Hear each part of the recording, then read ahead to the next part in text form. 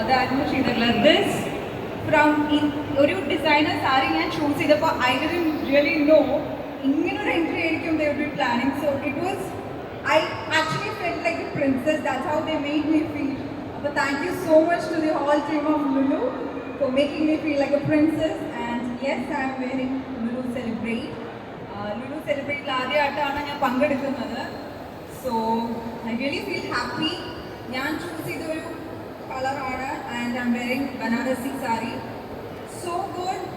Sorry, Kanchipuram. Yeah. So good. Feel really comfortable. അപ്പോൾ ഞാനായിട്ട് actually ഇത്രയും എടുത്ത് പറയേണ്ട ആവശ്യമില്ല. ബിക്കോസ് എവ്രി വൺ നോ എന്നൊക്കെ കൂടുതൽ ലുലുവിൽ വരുന്ന ആൾക്കാരാണ് ഇവിടെ ചുറ്റും നിൽക്കുന്നത് obviously. So they know how Lulu celebrate ചെയ്തസ്. ആൻഡ് എനിക്ക് തോന്നുന്നു എടുത്ത് പറയേണ്ട ഒരു കാര്യം വെച്ചാൽ for the couples it's one time destination Lulu celebrate എന്ന് പറയുന്നത്. ബിക്കോസ് ഞാനിത് ചൂസ് ചെയ്യാൻ പോയപ്പോൾ I saw a lot of varieties. അത്രയും ബ്യൂട്ടിഫുൾ കളേഴ്സ് ആൻഡ് ഡിസൈൻസിൽ ലെഹങ്കാസ് ആവട്ടെ എല്ലാം ആവട്ടെ ഓർണമെന്റ്സ് എല്ലാം. സോ ഇറ്റ്സ് ലൈക്ക് അവർ വന്നു കഴിഞ്ഞാൽ they can go full hand. അവരുടെ വെഡിങ്ങിനെല്ലാം എല്ലാം സെറ്റ് ആക്കിയിട്ട് ഇവിടുന്ന് പോവാം. So thank you so much once again എന്നിങ്ങനെ ഒരു ബ്യൂട്ടിഫുൾ ഫീലിംഗ് എനിക്ക് എന്ന് തന്നതിൽ.